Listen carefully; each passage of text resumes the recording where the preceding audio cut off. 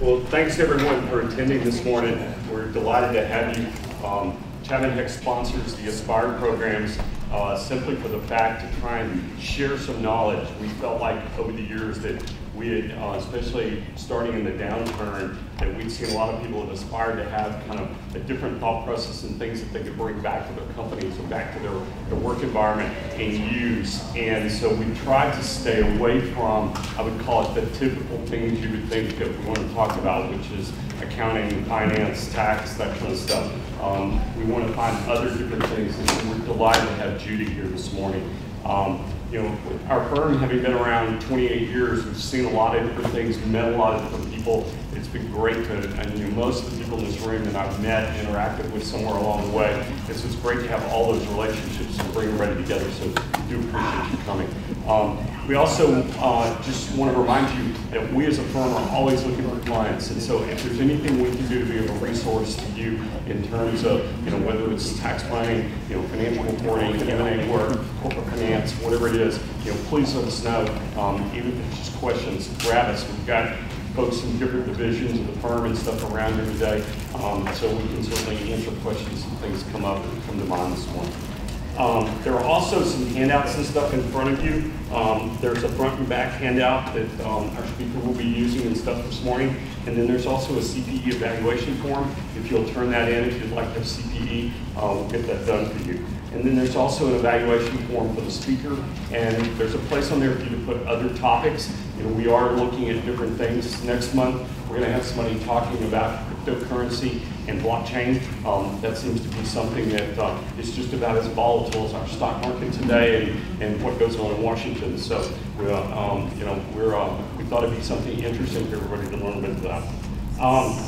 Also, there are handouts and videos of the prior sessions available if you're interested in some of that. I know last month we had a lot of people interested in the handouts from the tax review and stuff that we did. Videos for some of that stuff should be up on our website. If you go to our website and you click and you go over and look at Aspire, it'll take you to our YouTube channel, and there you can go through, and there's a video vault that has that, you know, basically the copies of everything, the different programs that we're able to videotape. We don't get to do them all, but we want to make sure those are out there. If you would like to have a copy of one of those two, let us know. We'll see if we can arrange that for you.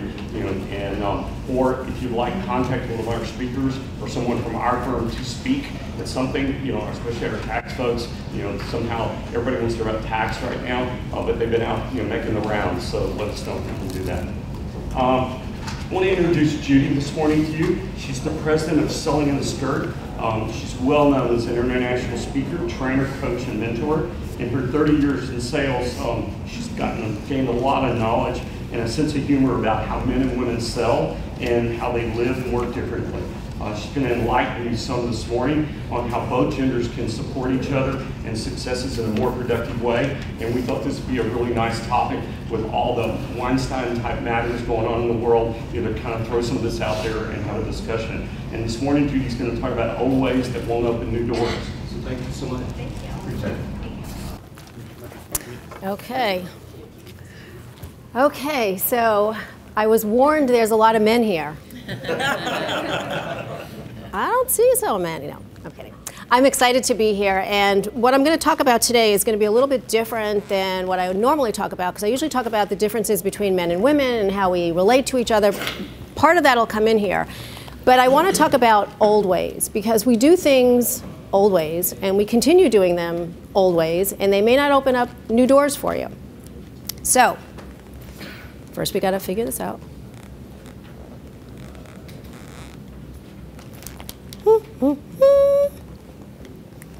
Alrighty, so Ryan. Technology is not one of my faves. Are we plugged? And there we be, or not.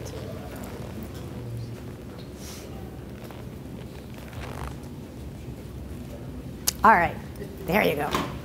Okay, so I want you to picture this. I want you to picture a big room. And in this room, there is a very large cage. And in the cage, there's a bunch of monkeys. Outside of the cage, there are bananas. Beyond the cage, there's somebody with a fire hose. Now, what happens when a monkey goes after a banana? They want to eat it, right?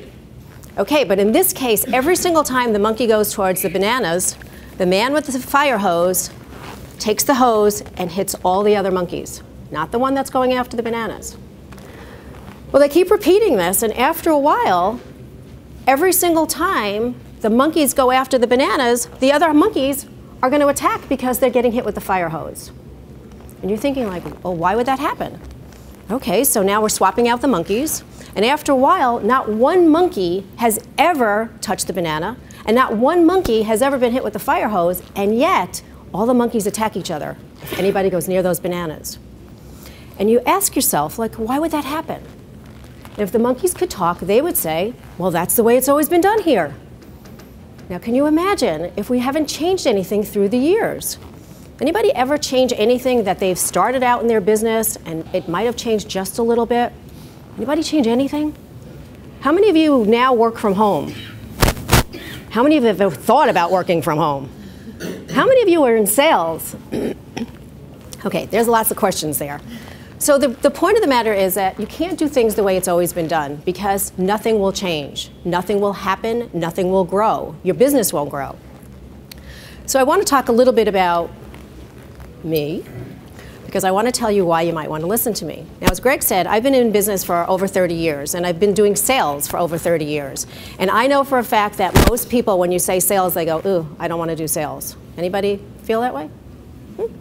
Okay, so we're going to change the word sales to business development. Okay, we're going to take the word sales right out because business development is what we're all about. But I've been doing sales with men and women for over 30 years, and the differences between the way men and women do business is different. And what I like to talk about are the differences and how we can make sure that they are the assets rather than liabilities. So, challenges. The word challenges always has a negative connotation, right? What if we got rid of some of the challenges that we face every single day in business and turn them into the new normal? Some things that are going on in the way the world goes today. There's some seats up here. So here's the first challenge that we're going to talk about, working remotely.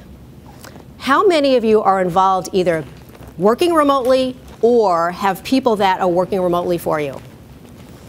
How interesting is that? How many of you love working remotely? Okay, now let me just say that I have worked in corporate America 2 years of my entire life. 2 years, that's it. I've worked from home my entire career. Totally. I don't do laundry, I don't cook, I work. But when work is over, then I get to do everything else. So here's a funny little cartoon about working remotely. I'm working remotely. You're not even remotely working. So how many of you think that that's a challenge? As somebody that is an employer or a manager or a supervisor, how difficult is it to figure out like what's going on when somebody's not in front of you? So when I first moved to Texas, they told me that I actually could stay in Charlotte, where I was from, and I could work remotely. Do you want to know how long that lasted? 1 week. Because they wanted me in the office. That was my 2 years that I actually worked in a corporate office. And I thought, well, why would they need to have me in the office? If I do my work, if I get everything done, what's the difference where I do it, right? So here's some of the questions that we have. Did you know that working remotely actually increases productivity? Well, you're not always under somebody's, the light is not always on you. So you get to do things. You get to be a little bit more creative. You get to work more productively. You get to do things the way you want to do it. It drives employee efficiency. You have to show up. You're there. You have to show up. It's not like you can have a sick day or it's an ice day or anything else. You're there. So the efficiency is there. It lowers stress and it boosts morale. So okay, ladies first. Ever go into an office or you're feeling really good in the morning and you walk outside and the wind like takes you up and all of a sudden you don't feel like you actually even got dressed in the morning? Okay, men, I know you don't like to use umbrellas or anything, but you ever go into a rainstorm and you're thinking like, I don't need to worry about this because who cares if I'm all wet? But your day is destroyed because all of a sudden you have to go into an office? These are the things that sometimes you don't even think about. And I'm telling you, you're thinking about it. Now you're thinking, okay, the last time it rained, yeah, I was soaked. So these are some of the things that people think about when they have to work from home. It reduces employee turnover. Why? You get to do what you want to do, where you want to do it, with who you want to do it. Right? Okay. How about often leads to greater employee engagement? How many of you actually know the people? Okay, so let's start with the people that work from home. How many of you are engaged with the people in the office? How many of you would like to be engaged with the people that are in the office? How many of you don't care? Okay. It meets demands of the younger workers. So millennials love to work from home. Millennials also like to work in their own hours. So my son got a job when he graduated college. He didn't want to work normal hours, so he decided to be a web developer. Anybody know anything about web developers? Yeah. So it just means that they work when they feel like working and how they feel like working, but they get the job done, and it's usually in the middle of the night. So he went for an interview, and the gentleman that interviewed him said, we want you to work from 8 to 5. And he said, that's not going to work for me. And I thought, I didn't bring him up like that. But he said, Mom, this is how it works. When you are creative, you can be creative in the middle of the night, as long as you get your work done, right? So that's some of the things you have to start thinking about. And it's the future of work. That's what people are doing now. People are actually going and they're finding positions where they can work from home, where they do have their own hours. So here's some of the questions you have to ask. Are you getting the ROI? How do you know if you're getting ROI? How do you judge people that aren't working in front of you? What do you do? So what if you put something together that you can judge their output? So let me ask you a question. How many of you are in sales? How many of you work from home? How do you judge yourselves? Sales calls? Clients? Somebody tell me how you're selling. What are the results? How do you judge yourself? What the goals are of the company. Okay. Do you have a conversation together? With management? Mm-hmm. Yeah. Okay. So if I was a sales coach and I said to you, okay, so here's how we're going to judge you. We're going to judge you by your sales calls. Is that something that you can actually measure? That's what we have to figure out. We have to figure out what's the ROI? How do you measure your work completed? What's the output? These are all some of the questions that people are starting to try to figure out, like how do we do this? How can I keep everyone connected? And how often do we need to meet? So a friend of mine is an HR consultant, and she said that one of the things that is really detrimental to working remotely and making sure everybody is putting things together and getting things done is you have to have a defined way of measuring. So what she always suggested is, let's meet on once a quarter and let's do a meeting in the office, or let's do a Zoom, or let's do a Skype, or whatever. When you work remotely, you have to try to stay connected. That's the hardest part, because this is all about the employer. But what happens when you talk to the employee? How many of you feel left out? Gosh, when I worked for my whole week from Charlotte, I felt totally left out. Nobody wanted to talk to me. Nobody wanted to be with me because I wasn't part of the team. They didn't have all the Zoom, and they didn't have Skype, and they didn't have all of that put into place. But had they done that, I would have been able to stay in Charlotte a little bit longer. So you don't want to feel left out. You want to be part of the company. But here's the other piece of it, networking. How hard is it to network when you aren't part of the network? There's the tricky part. So how many of you network on a regular basis? What's the biggest benefit of networking? Eyeball to eyeball. Eyeball to eyeball. Okay. Can you do eyeball to eyeball on Zoom or Skype? Well, you can, but different. It's different, right. So if I was working remotely, but I want to do eyeball to eyeball with you, could we do it? Yes. Okay. There's the tricky part. You have to both be willing to do this. Okay? The other part is your productivity may be different. It might be a little bit different. I might require you to do more things from home than if you were in the office. And it gets really lonely. It gets really lonely. Now let me just go to sales for 1 second. How many of you think sales is lonely? Oh my God, you guys, sales is the loneliest profession that there is. Okay, because here's what happens. You are on, and then you're off. And then you get in your car, and you pump yourself up, and then you're on, and then you're off. It is the loneliest profession that is. Now take yourself and put yourself in a home office. Oh my goodness, how do you do this? So now you have to become part of the process. You have to be part of the people that are doing the business. Now, sales to me is one of the greatest professions when you do it right, and we're going to come up to that one in one moment. But I have to say one thing about working remotely. It is not for everyone. It is not for everyone because you can't do this. Now, you're home, you're doing your work, and it looks like it's time to make dinner. Well, I'm just going to stop for 1 second because I'm going to just put this together. And I'm going to put a load of laundry in. And by the way, the landscapers are outside. I need to talk to them. Oh, and I have to get to school because my child forgot something. And that's the problem. It's not for everybody.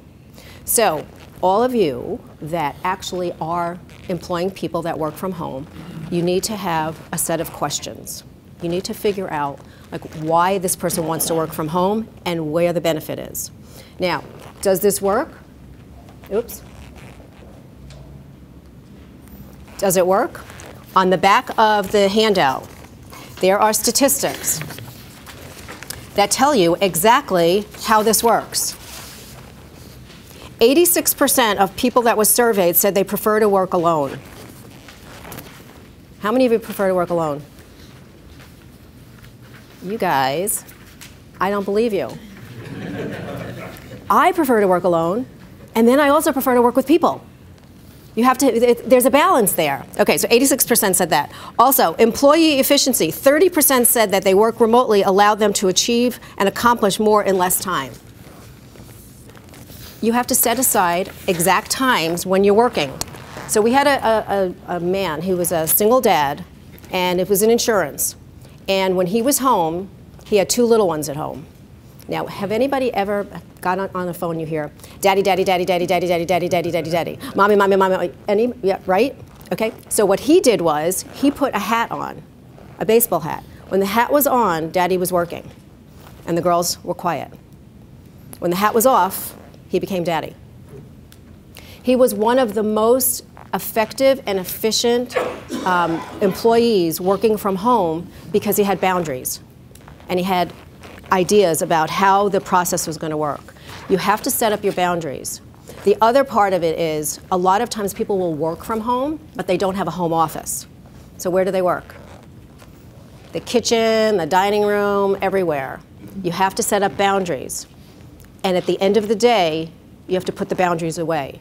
Because if you work from home, you also are able to work 24/7. And that is not a good thing for your family either. Okay? So, does it work? It does work. These statistics are pretty powerful. They say the number of employees who work 1 day or less from home shrank 34% to 25% between 2012 and 2016, while the number of people working remotely 4 or 5 days increased. So more and more people are taking this task and saying, I'm going to work from home, and I'm going to be efficient, I'm going to be productive, and I am going to get the job done. So you have to sit down and say, okay, so will this work for me or will this not work for me? Every single person, every single candidate that can work from home is a different person. The same way when you hire somebody, no 2 people are the same, it's the same thing. Now, let's take the people that are working remotely and let's bring them into one of the other challenges. I'm not in sales. How many of you in sales? Oh no. How many of you in sales? Everybody's in sales. Everybody's in sales. Do you know that a baby is in sales? A baby will cry until you feed them and change them. They're negotiating. Right? That's how it works. Okay? A parent is in sales because they're teaching their children values. An employer is in sales because they're persuading you to do your job. So everybody's in sales. But the actual part is serving customers well is the best business development strategy. Now, I know for a fact that a lot of you don't want to be in sales. That's okay, because I'm going to teach you how to get it and do it right. But why don't you want to be in sales? What's the biggest reason? It's what? You don't like the no. The objections, okay? How about this? Is this your idea of a salesperson? They're slimy, they do this, they talk nasty, they do all the kinds of things that you don't want to do. You have to ask for money. You don't want to do that. But this is not true salespeople, because selling is really a conversation. Selling is not sales. People always say to me, what's the biggest secret in sales? Here's the secret. Stop selling. Really, seriously, stop selling. Don't sell. Because if you stop selling, you're going to develop a relationship. And when you develop a relationship, you're going to start to create more things, more opportunities than you can possibly imagine. Okay? There's opportunities around every single day. There's people here that I know are in transition. There's opportunities sitting in this room. But you can't sell yourself because you haven't made this relationship yet. So selling is a conversation. I have never, ever, ever, ever, let me say one more, ever, never sold a thing in my life, and I was always the #1 salesperson. Why? Because I didn't sell anything. I had a conversation with people. I asked them questions. My nickname is the Question Queen, and I'm married to a retired colonel. And let me just say, Question Queen, retired colonel, kind of like oxymoron together. But I ask questions. Why? Because I'm interested in what is going on in the world. I'm interested in people. So it's all about communication. Here's the deal. When you learn how to speak to people, your business development is going to go through the roof. Because there is nothing more than having a conversation. I could say to Caitlin, I could say, okay, so tell me what's going on in your life. Tell me about your family. Tell me about, I don't ever say to her, do you want to buy this? Do you want to do this with me? No, because that's ridiculous. When I was in insurance, I would never say to anybody, do you want insurance? Do you want life insurance? How much do you want to spend? I would never say that. What I would say is, tell me why it's so important for you to have this policy in place. Different conversation. Guess what he just told me? He told me he wanted insurance, he told me how much he wanted, and he told me that the why of why he wanted insurance. That's what you want to strive towards. So everybody here that's in business development, remember I took the word sales out, business development, we can turn you into superstars by doing nothing more than being interested. So Stephen Covey said, most people do not listen with the intent to understand, most people listen with the intent to reply. Right? Because as you're asking someone a question, you already have the next thing going on in your head. You know, I mean, I can remember people sitting in front of me and I knew they were doing like a laundry list of what was going on for the rest of the day. They didn't care anything that I said, nothing. And sometimes I would throw something in just to see if they even heard me. It was always like a little pretest. But questions are this is it. This is the questions are the key. Now, I'm going to give you a little formula. It's on your sheet. And I'm going to tell you that if you ask the questions just like this, and I'm going to give you a secret weapon, if you do just what I'm telling you, you will be the biggest business development person that you can possibly imagine. And Greg is going to say to me, oh my God, I can't believe you did that. Okay, so just listen carefully, because this is exactly how you have to do it. So, the F, the fact. You're going to ask questions about why you're actually even sitting in front of a person. Why are they in front of you? Why are you in front of them? Ask questions. Don't ask closed-ended questions. Ask open-ended questions. So you get them to talk. Guess what people like to talk about the most? Absolutely. So get them to talk about themselves. That's what you want. You go to a networking event, you don't care. They want to talk about themselves. They want to let you know everything that's going on. Now, I caution you, you can't give them everything, but let them talk about themselves. So the F is the fact. The I is the issue. Why are they having this challenge or this issue? And what is it that they're trying to figure out?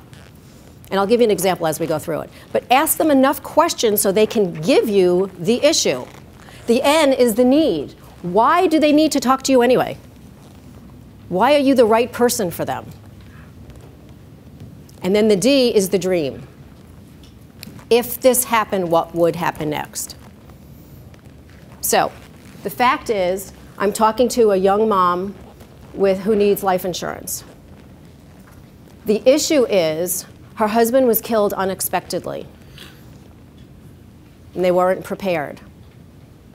The end is she doesn't have insurance to cover them if something should happen, and she would have to go back to work and put her babies in daycare. And the D would be the dream. If the insurance was in place, her family would be protected. That's how easy it is, only by asking questions. Now, you ready for the secret weapon? This is what I learned in my 2 years in corporate. I learned how to animate. A secret weapon. Okay, you ready? Now, when I tell you what it is, please don't roll your eyes at me. Please don't say she doesn't know what she's talking about. Just listen. There are 4 words. After you ask your questions and you think you've gotten everything, I want you to ask one more question. You ready? Is there anything else? And you have to ask it right here. Not when you're trying to close them, not when you're trying to start a new relationship. You have to ask it right here. And the reason you have to ask it right here is because this is where your objections are going to come in. And if you can answer the objections right here, there's no selling. So, is there anything else? Well, yes, actually there is, because I don't know if I can afford this, or I don't know if I need this, or whatever. That's a great question. So let me explain this to you. And I go back in. So is there anything else? Yeah, actually there is, because I was told X, Y, and Z. Okay, another great question. So let me explain that to you. And it's like almost like a tennis match, back and forth, back and forth, back and forth. And then I say again, is there anything else? And guess what she says? It's exactly what I want. Exactly what I need. She just closed herself. I didn't have to do anything because I'm not a salesperson. I had a conversation. I took the word sales right out of it. Do you see how that works? When you have to do business development, you're trying to get somebody to need what you have, but you have to open up the doors and let them see what you have. I don't have to sell it. I'm only giving you information. That's all I'm doing, is I'm providing information with you, and I'm giving you enough information that we can now start another relationship, because that's where it is. You see how simple that was? I didn't do anything. I didn't do anything other than I showed them that I was interested. So asking questions builds that relationship. But here's the kicker. Listening cements it. If you don't listen to what somebody says to you, and they've told you their why, and you haven't listened to it, you've missed it. It's gone. It's not coming back. When she told me that she doesn't have insurance because of this, I heard what was important to her. I don't want my children to have to go to daycare. I don't want to have to sell my house. I don't want to do this. That's her why. Listen for the why. There's a lot of great people out there that are in business development positions now, and they call them relationship managers and relationship marketing. It's all about relationships. How many of you love doing relationships? Anybody love that? Okay, so here's the deal. What if you don't create relationships before you need them? What happens? Anybody that's in transition right now, anybody, and you don't have to raise your hand because there's a whole bunch of people that are in transition. If you don't have relationships now, how do you reach back and say, I need your help? How do you do that? This is why it all starts with a relationship. Asking questions and then listening. It's all about relationships, like I said. The greatest secret in sales is you. You are the greatest secret that there is. If you don't let people know what you do, how are they supposed to help you? Do you know that if you don't let people know what you do, it's a disservice to them? It truly is. What if I had the cure for cancer? And I decide I'm not going to really tell you about it yet because I don't know if I really want a relationship with you. If I don't let you know that, I'm doing you a disservice. Think about what you do in your business every single day. What if you could save money for somebody in taxes? What if you could help them to win a case where they were done, something was done wrong to them as an attorney? What if you were a teacher that was going to be able to provide a scholarship for somebody for college? What if? All those things are what ifs. If you don't tell people what you do, it's a disservice. I used to ask all of my agents when I was in insurance, I would say to them, does everybody know what you do? Why? Because here's what happens. If you don't let people know what happens, what you do, and they say to you, hey, Happy, guess what? I just found the greatest insurance agent. You might want to know her. And I'm an insurance agent? That would not be fun.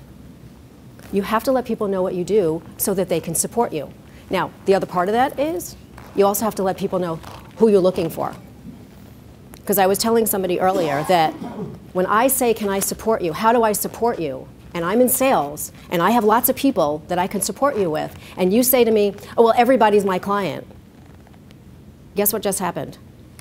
My curtain went down, because I can't see that. But if you said to me, I work with CEOs of companies, and we're all in accounting, all of a sudden, I can start to see who you need to meet. So you have to just try to get yourself in that parameter. So here's some things to remember. Know who your market is. Who is your market? And when I say know your market, who do you want to play with? Who's in your sandbox? Because you can't play with everybody. You can't be everybody to everything to everybody. It doesn't work like that. So know who your market is and be able to define them. So when I say, can I support you, you say to me, yes, this is who I need to look for. Become the expert. How many of you are experts? No. How many of you are experts? Okay. Own the title. Who are you? What are you the expert in? Trauma. I work with individuals with PTSD, such as veterans, sex trafficking victims. Okay. So when we need somebody who does trauma, this is your expert. What are you the expert in? Bookkeeping. When you need somebody who is an expert in bookkeeping, here's your expert. What are you the expert in? Commercial lending. When you need somebody that does commercial lending, here's your expert. You see how that works? So I was doing a class, a sales class for an insurance company, and we went around the room. Everybody was an expert. And I said, I have a client who is one of the top loan originators in Dallas. And she's the expert in difficult loans. That's what that's her expertise. So as I said this, somebody in the back said to me, is that real or is that fake? I said, I never say anything that's fake because I would never be able to remember anything that I said. So this is real. So she said, I need her number. So at the end of the class, I called my client and I said, you're going to get a phone call from so-and-so. She goes, already have a meeting. That's how it works. Become the expert. So I'm on Fox Business News a lot, and they dubbed me the gender expert. What does that mean? I don't know, but I own it.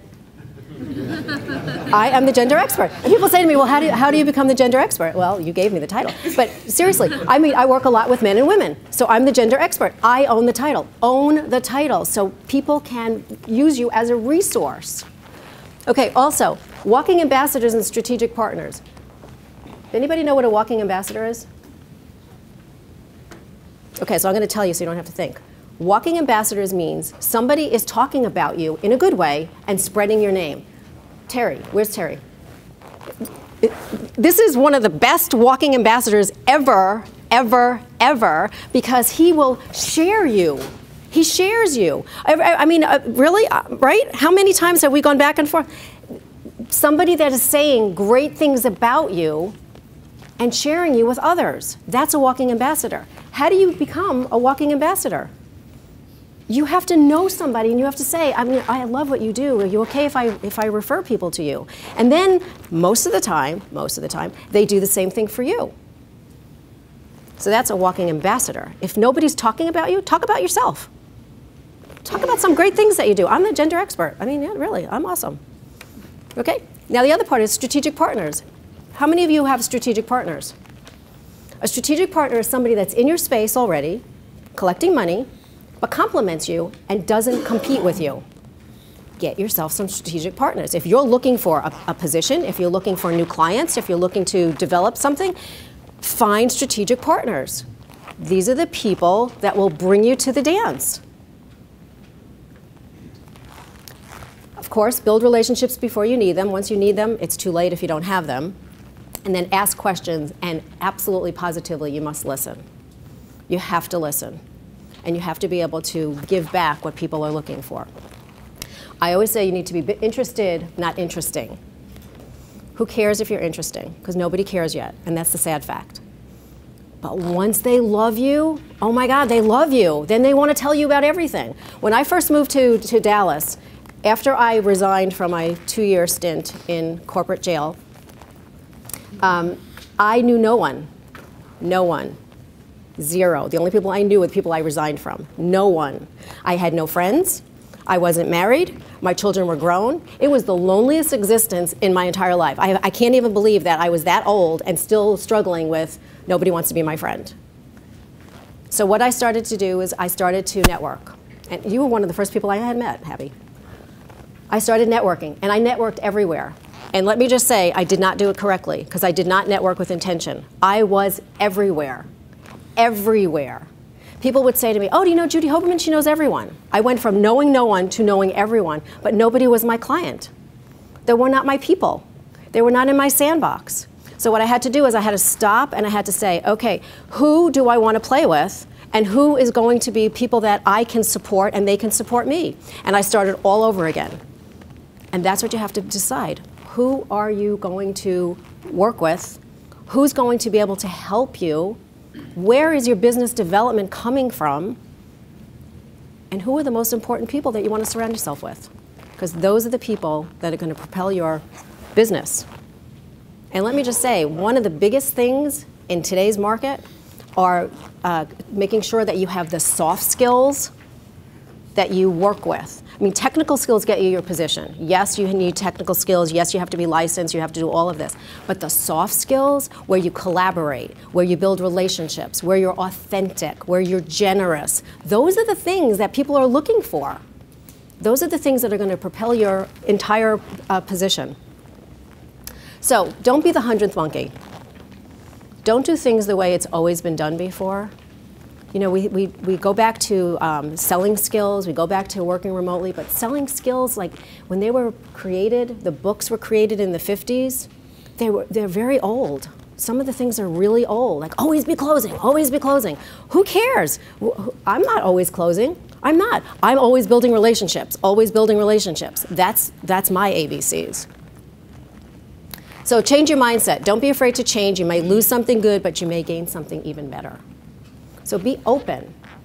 Be open. And also remember, there's lots of opportunities, like I said. Look for the opportunities, not the distractions. Because we're all faced with tons of distractions, but look for the opportunities. So I'll take some questions, because I wanted to make sure that I respected your time, so I have my little timer there. This is how you can find me. And there's lots of different ways that people connect. And so what I always tell people is, connect with me.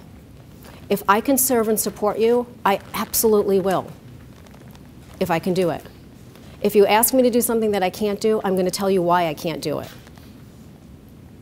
So somebody recently asked me to connect them with someone, and the person they wanted me to connect them with was totally against my core values.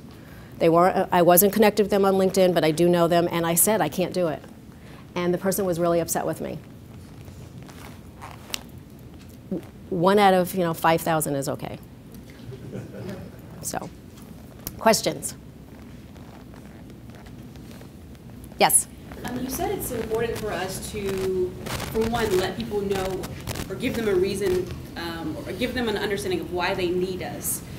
But if you are in the beginning phases of, so I'm new to Dallas, so if I am new to Dallas and I'm trying to get people exposed to what I do, how do I package or communicate what I do without sounding like I'm trying to sell myself? So that's a great question. Did everybody hear the question?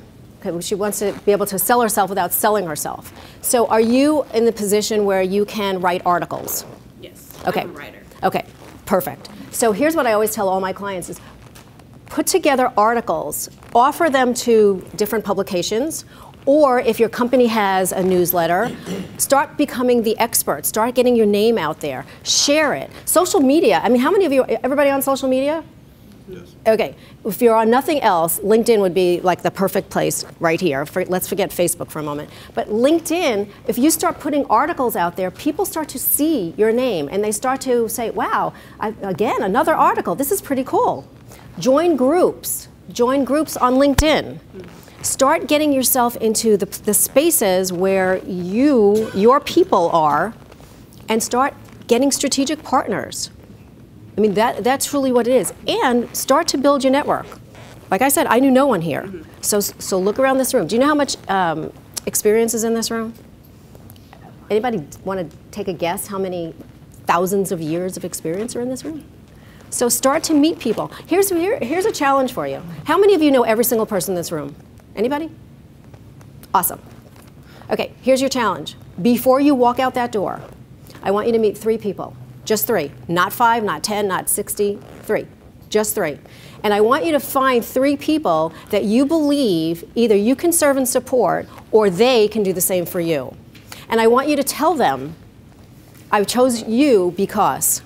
And I do this at every networking event that I go to. I always say, I'm going to meet 3 amazing people, and you're one of them. So the very first thing that she hears is, I thought she was amazing. Now, if I didn't think she was amazing, I wouldn't say it, because then I'd have to make it up, and I don't do that. So now you're thinking, like, I wonder why she thinks I'm amazing. Well, there's something about you that just drew me to you, and I really would like to build a relationship with you. 3 people. I'm telling you, if you don't do it, that's 3 people that you're missing out on. Every time you come to Aspire, meet 3 people. How many times do you meet, Greg? 8 times. Okay, 8 times 3 is how many? That's 24 people that you didn't know before.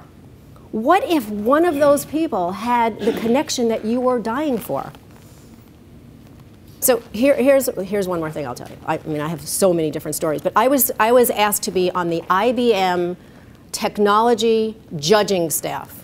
Does anybody know me? Because that would not be anything that is in my wheelhouse at all. I know enough to be dangerous, but that's about it. However, I was looking to meet somebody in a corporate position, and the person next to me started talking to me, and we went back and forth, and he told me where he worked, and it was the exact person that I needed to meet, that he was friendly with. And he connected us, and that was it. That was it. You never know who you are surrounded by. So be open for opportunities. There's people in here you need to meet. You need to meet them. So 3 people, that's your challenge. Who's up for it? Oh, okay. Any other questions? That's a great question. Alrighty then.